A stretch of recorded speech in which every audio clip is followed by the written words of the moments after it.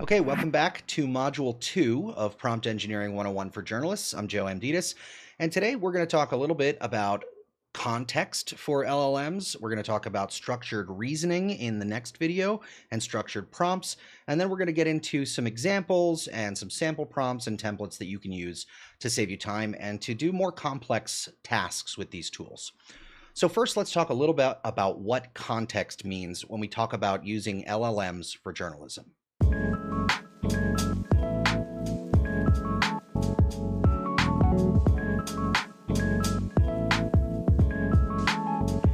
Okay, so in our case, context refers to any background information that you give to the tools or the bots to help it fine-tune or zero in on exactly what you want it to do, and to make sure that the output that it gives you is relevant to the topic at hand. This can be facts, this can be information, this can be names, this can be titles, organizations, it can be entire articles, it can be resource and research materials that you want to accompany. And all this does, again, is to help generate more accurate, specifically tailored, and useful responses. Again, it can include previous reporting, it can include repositories, data sets. Essentially, it gives the tool a similar base of knowledge that you are working with or that you would be working with, so that it can see all of the different pieces on the board. Now, the first question that might come to mind is, okay, well, how much context is too much context? And the sort of sweet spot is to provide just enough information so that the bot has enough to understand the specific situation, and then coupled with the instructions and the constraints that you give it in your prompt, that will allow it to sort of suss out the requirements and the parameters of what you want. That being said, as you get more and more context, or as you have more and more complex tasks, it can be really useful to strip down and clean up some of the documents and data sets or whatever that you're giving it, to make sure that all the information in the context is actually relevant and it doesn't end up distracting or diverting the attention of the bot. So that you get sort of wishy-washy responses. And this is especially true when you are doing more complex tasks, whether it's data analysis or sort of in-depth content analysis or sentiment analysis. So you want to really try to start with your core context documents and information, and then add details in follow-up prompts.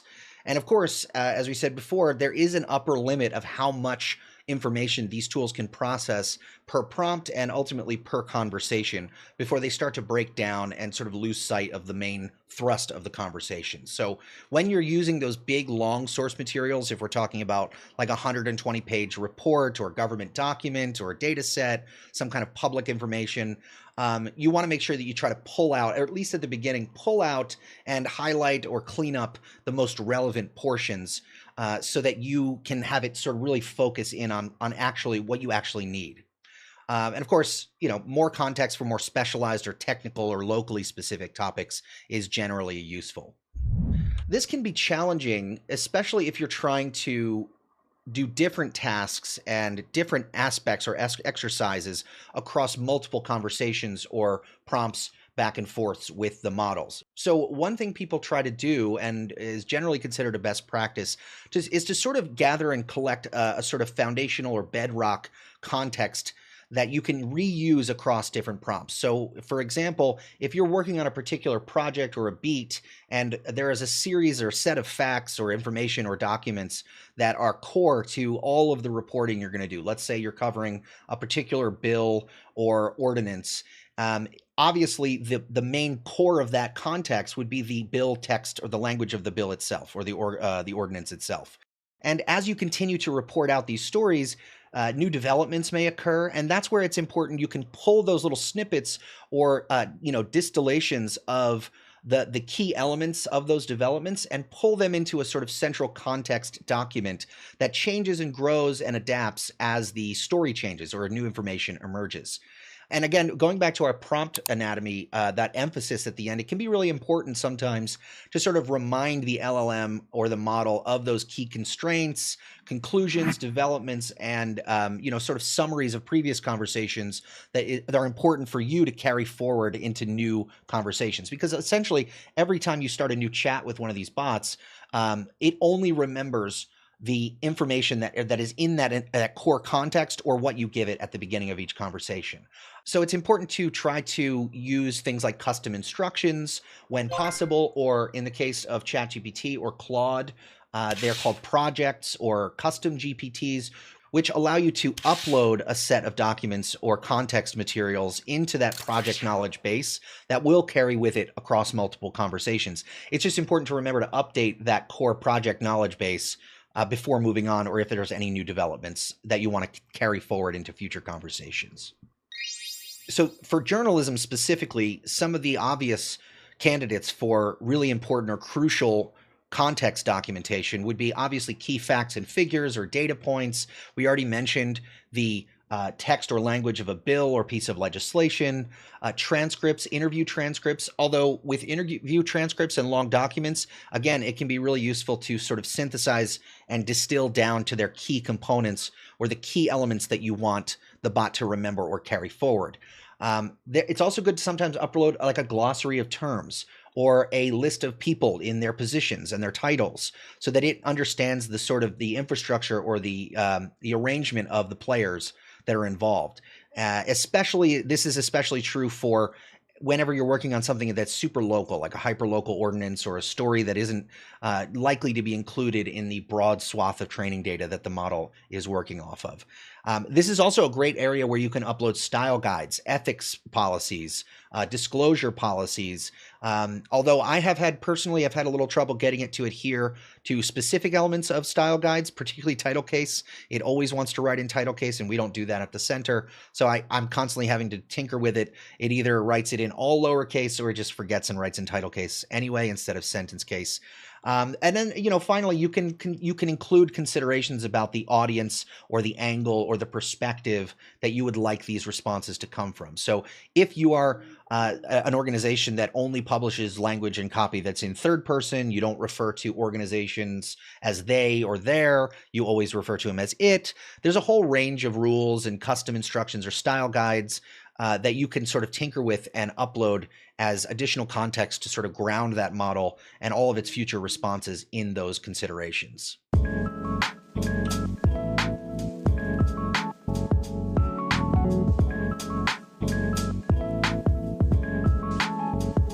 And then, of course, the big elephant in the room here is, well, what do I do if I have sensitive or private information that I need or I want to include in my prompt context? And off the bat, just like I would say just don't use large language models, especially the commercial versions or the ones that are hosted by a third party. It's different if you're running them locally, if you've downloaded an open source model and you've run it locally on a machine that you trust that is secure. But considering you're doing prompt engineering 101, you're probably not there yet. So just to be safe, don't use these bots when sensitive proprietary or private information is involved.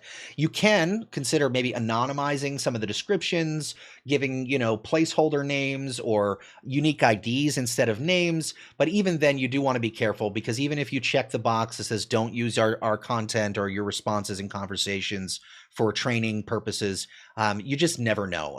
The company could always be hacked. There's just a whole range of opportunities for that to go badly. And then it's not just you who would be in trouble, but presumably the sources and the confidential information that you were trying to protect is now in the wind. So on top of that, you always want to make sure that you're aware of your own organization and your company's rules and policies around these kinds of details and information being shared outside of secure private systems. Of course, when you're working with confidential documents, you only want to extract the relevant non-sensitive portions, and the rest you're really just going to have to do, the old school way. You're going to have to do it by hand. In almost every situation, you really just want to completely stay away from any possible situation where you are mixing proprietary or private information with a commercial or privately owned LLM or chatbot.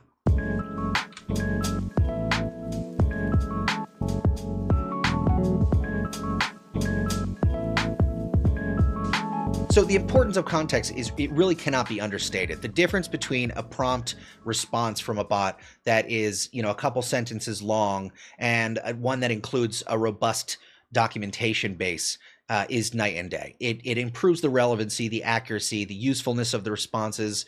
And the more you work with this and the more you build up and refine your context base, the better responses you're going to get, the more comfortable you're going to feel using these tools, and the more confident you're going to be in the quality of the outputs. And ultimately, the less nitty gritty editing you'll have to do going back and forth, even from everything from like grammar and punctuation all the way up to actual factual information. The truth is these tools are much better at rearranging existing text that you've given it versus generating new text. There's sort of a structure or a pattern, cyclical nature to the way that these bots output text and the way they write, the way they quote unquote think. And unless you really get your hands dirty and do the work up front to gather, collect, organize, and clean, and then present that context material to the bot beforehand, you're just going to be wasting a lot of time going back and forth and nitpicking things. So remember to keep those things in mind. Make sure they're historically accurate, they're topical, they're source-based, they are audience-specific, and be aware of the token windows and the retention issues that can occur across different interactions.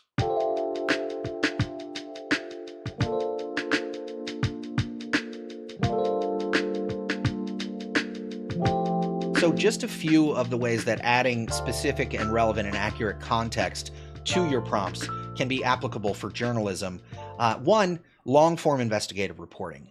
Gathering all these documents and reports and dumping them into one place where they can be referenced, whether it's in ChatGPT, which is going to be a little bit more prone to hallucinations, or if it's in something that only provides responses that are based in your context documentation, such as Notebook LM or something like Chat PDF, for example. This is going to be really, really valuable for you. This is really useful when you have really complex narratives and you're trying to string together a bunch of seemingly disparate pieces of information and be able to identify trends and themes that might be more difficult on your own, or especially if you're working alone.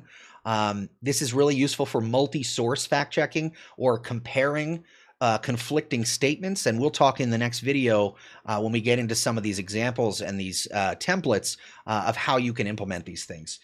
The same thing goes for taking long interview transcripts, event transcripts, recordings of council meetings, and so forth, and breaking them down all at once, synthesizing them together from a bunch of different meetings or interviews and gathering those and analyzing the themes. I mean, this is what these models were originally intended to do. They were meant for text classification, content analysis, sentiment analysis. So being able to synthesize multiple threads and conversations and identify common themes is really where these tools start to shine. And you'll notice that as you experiment with them. So that's a general overview, rather quick, of some of the ways that context can really impact the usefulness and the viability of the outputs and make your job a little bit easier so that you're not sort of having arguments and going back and forth all the time. In the next video, we're going to talk more about how this actually works in practice, what it looks like to go back and forth with these. We'll talk about some of the templates and example prompts that we can use, and we'll test them out to see how they respond using different scenarios and conditions.